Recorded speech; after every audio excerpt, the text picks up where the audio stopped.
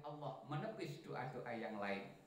Jika di kemudian hari si hamba meminta sesuatu yang mendatangkan kebaikan hanya untuk kehidupan dunia saja, tidak untuk akhirat dan tidak menyelamatkan dari api neraka, maka doa induk itu menahan doa yang datang kemudian.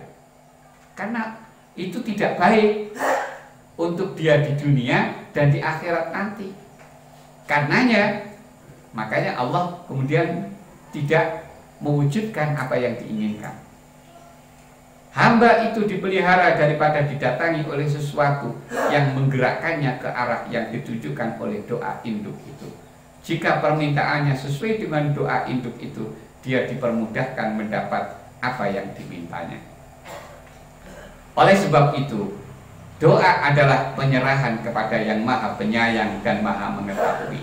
Menghadaplah kepadanya dan berserah diri kepadanya serta ucapkan, wahai Tuhanku yang maha lemah lembut, maha mengasihi, maha mengetahui, maha bijaksana. Aku adalah hamba yang bersifat tergesa-gesa, lemah dan jahil. Aku mempunyai hajat tetapi aku tidak mengetahui pengaruhnya bagiku. Sedangkan Engkau maha mengetahui.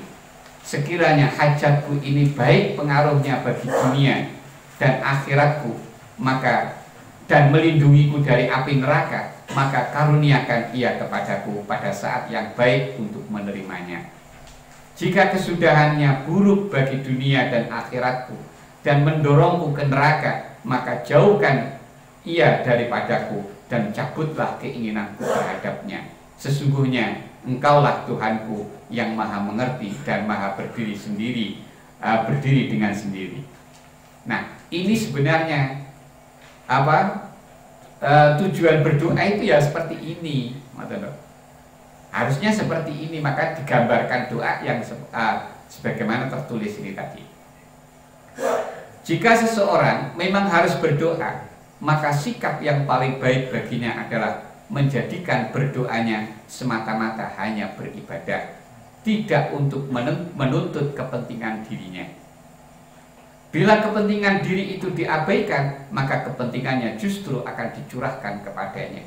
Uang iku nek ngedoh malah dicedeki, uang iku nek nolak malah didesek-desek kono apa. Itu kebiasaan di dunia ini seperti itu. Makanya sampai digambarkan ketika dunia dikejar, dunia semakin lari. Tapi ketika orang itu berhenti mengejar dunia, maka dunia akan datang kepadanya. Makanya ada ungkapan seperti itu.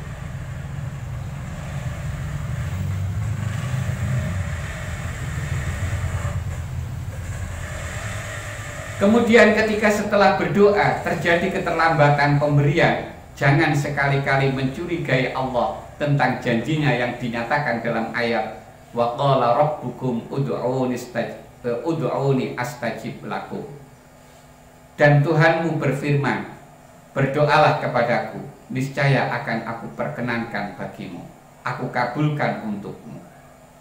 Jangan berputus asa dari pemberian Allah, sebab Dia telah menjamin untuk mengabulkan doa dalam hal yang dikehendaki hamba, yakni kebaikan di dunia dan kebaikan di akhirat. Ini yang diberikan Allah, ini kebaikan Dia untuk di dunianya dan kebaikan Dia untuk di akhiratnya.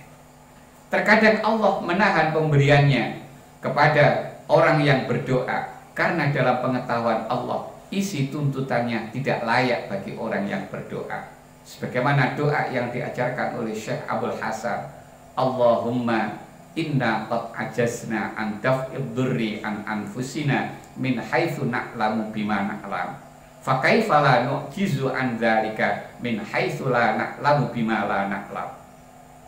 Ya Allah, sesungguh kami telah sangat lemah untuk menepis bahaya dari diri kami, dari sisi yang kami tahu dan dengan cara yang kami tahu. Walaupun kami tahu sebenarnya untuk bisa menghindar bahaya harusnya begini, cara-caranya harus begini, itu pun kami tidak mampu. Bagaimana mungkin kami tidak akan sangat lemah untuk itu dari sisi yang kami tidak tahu dan dengan cara yang kami tidak tahu.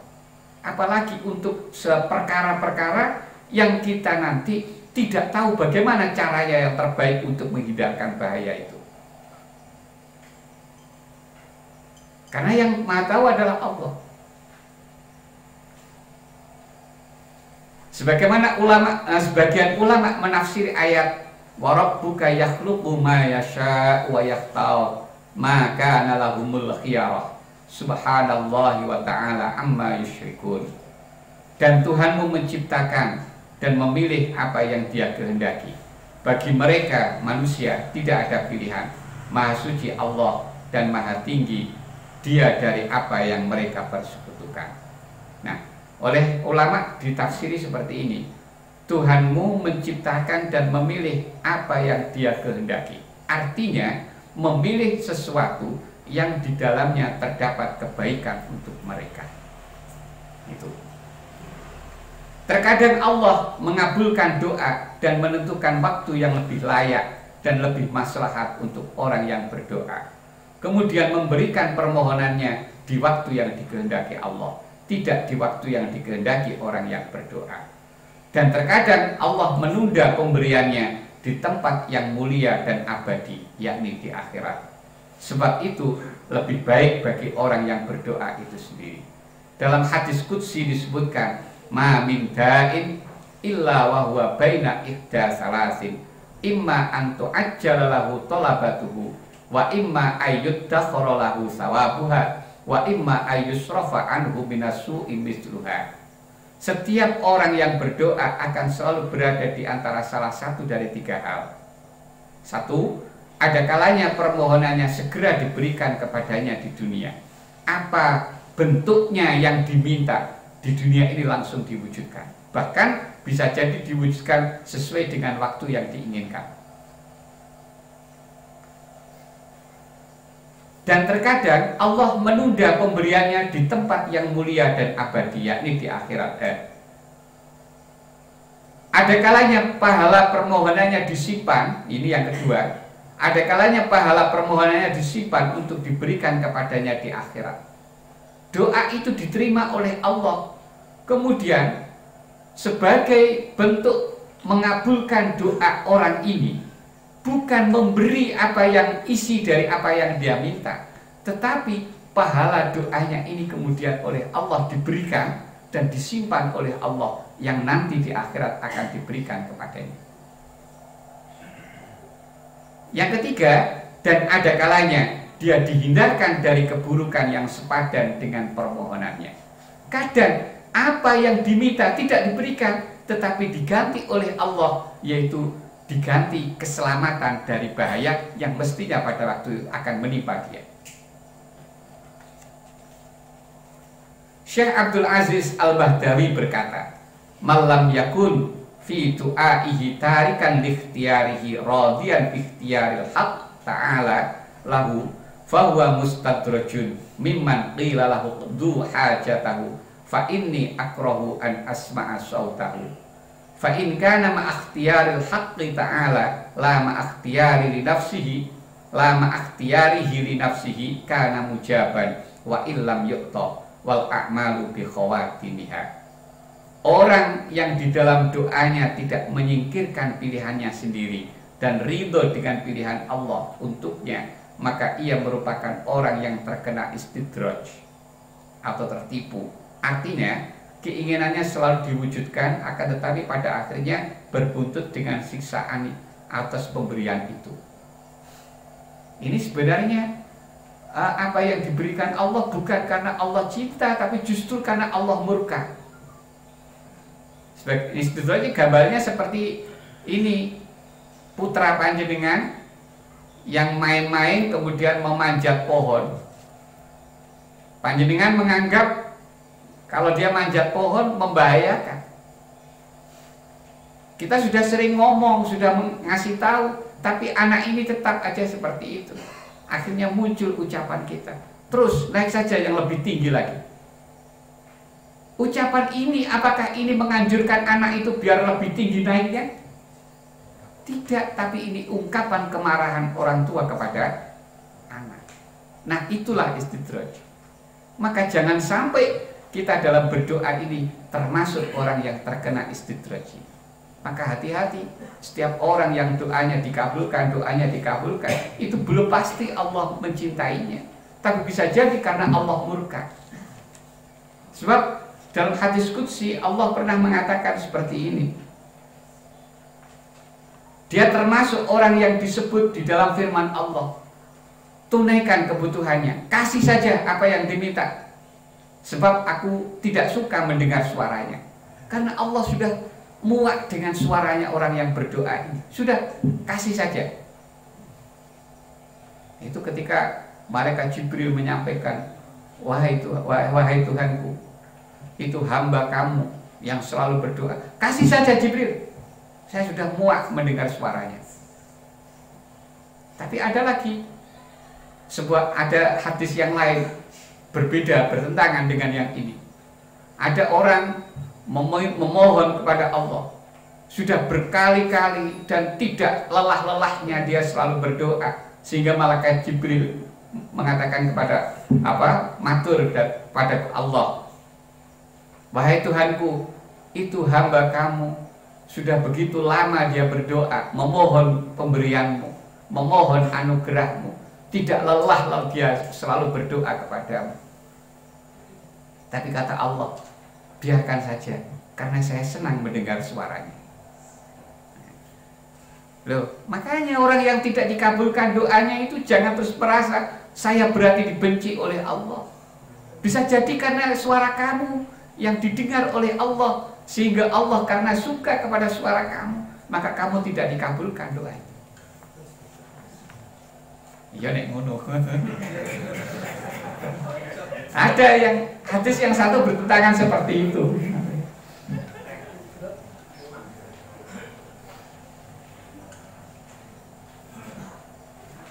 Bila dia ridho dengan pilihan Allah untuknya dan tidak dengan pilihannya sendiri, maka ia orang yang diijabah. Inilah orang yang dikabulkan doanya, itu orang yang sudah ridho apa yang dipilih oleh Allah untuk dirinya, dan dia tidak lagi menggubris keinginannya sendiri.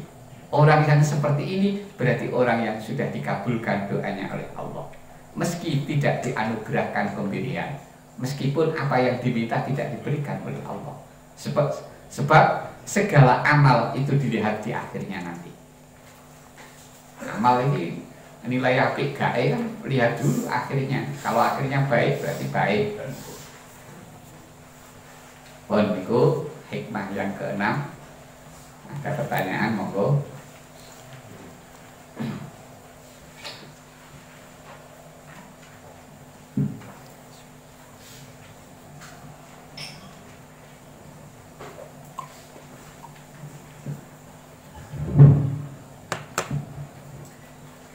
Monggo, ada pertanyaan? Nuwun sewu. Nggih. Rangkaian kalian udhuni stajib lakum. Niku lek jaman Astajib, leres nggih. Astajib lakum. Rangkaian kali niku semakin terjadi pemahaman Quranipun.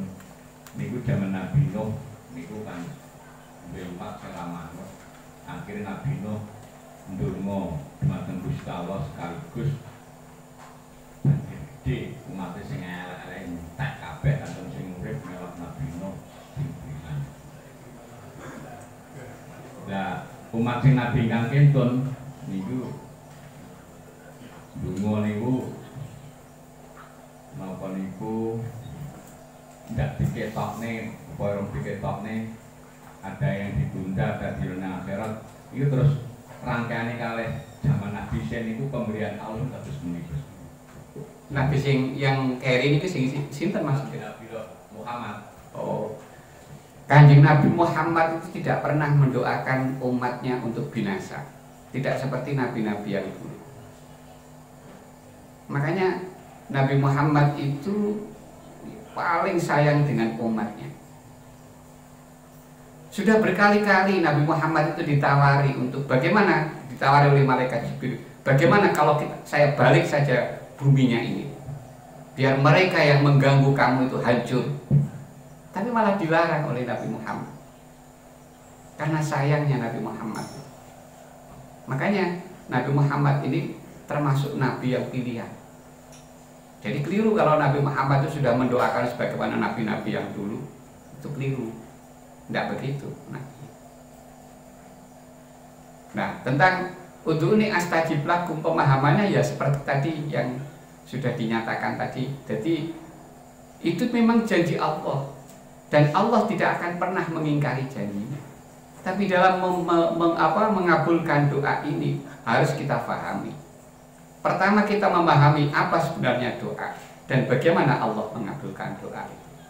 Doa itu tidak lebih, bukan tuntutan, tapi doa itu adalah ibadah. Ibadah. Nah, doa mukhul ibadah, sampai ada hadis seperti itu kan. Intisari dari ibadah adalah doa.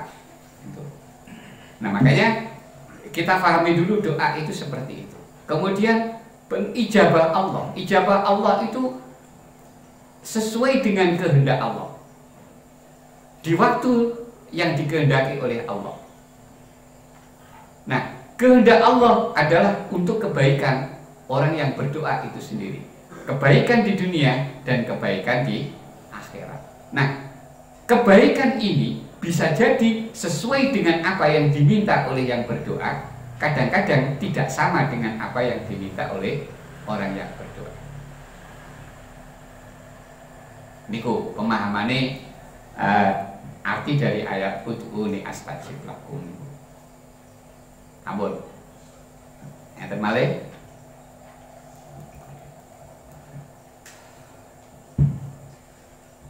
Wonten kembali pada khairihi wa syarihi minallah. Ketika sang hamba ini ketentuannya sudah ditentukan pada zaman azali, bisa saja mungkin tidak ada yang tahu aslinya. Ketika hamba ini ditentukan jelek, kemudian masuk pada ud'uni astajib lakum, doanya selalu baik. Apakah ketentuan pada zaman azali tersebut bisa dengan doa tadi sehingga berubah dengan baik karena doanya selalu baik? Mohon dipun jelaskan. Kalau kita hubungkan dalam kaitan qadha qadar, jadi makanya seperti tadi, doa ikhtiar kita itu apakah nanti akan bisa merubah takdir kita. Untuk takdir yang mu'alaq memang bisa akan merubah, karena memang Allah dalam menentukan takdirnya memang seperti itu. Ada yang tidak. Makanya kalau kita memahami bahwa doa itu adalah tuntutan, maka nanti akan terjadi pemikiran seperti itu. Tapi kalau kita pahami bahwa doa itu ibadah, tidak ada terjadi tuntutan itu. Makanya tidak akan merubah-ubah seperti itu. Makanya Allah pun juga dalam memberi ijabah itu kadang-kadang seperti nanti di dalam syarah hikam yang satunya itu juga disebutkan. Jadi Allah dalam memberi ijabah doa itu kadang-kadang digantungkan dengan syarat juga. Dimana kalau syarat-syarat itu terpenuhi bagi orang yang berdoa, maka Allah mewujudkan apa yang diminta. Tapi kalau ketika syarat-syarat tidak terpenuhi, maka oleh Allah tidak diwujudkan. Sebagaimana seperti itu juga. Itu dalam syarah yang lain disebutkan seperti itu. Jadi makanya kita tadi dalam teks ini dikatakan, kalau kita berdoa tetapi kita merasa apa yang kita inginkan ini belum juga terwujud, maka koreksi pribadi sendiri. Barangkali memang ada syarat-syarat yang kita belum terpenuhi. Makanya yang paling penting dalam berdoa itu yang kita jaga adalah adab kita. Adab seorang hamba kepada Tuhannya. Itu yang paling penting. Ampun. Enten malih.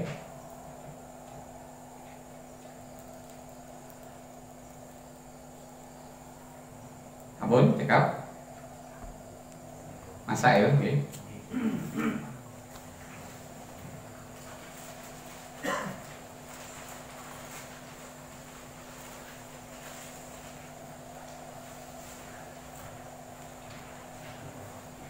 Soal nomor 111 ya. 111 halaman 22. Apakah boleh, artinya apakah sah iktikaf atau sholat tahiyatul masjid di serambi masjid? Ini karena sholat iktikaf dan sholat tahiyatul masjid itu tidak bisa dikerjakan kecuali hanya di dalam masjid. Makanya muncul pertanyaan ini, sehingga apakah nanti iktikaf dan sholat tahiyatul masjid itu bisa sah seandainya dikerjakan di serambi masjid? Jawaban, menurut mayoritas ulama mazhab Syafi'i menghukumi sah. Jadi boleh sah iktikaf di serambi masjid atau sholat tahiyatul masjid di serambi masjid. Ini menurut mayoritas ulama mazhab Syafi'i. Pertama, keterangan dari Al-Mawsu'ah Al-Fiqhiyah.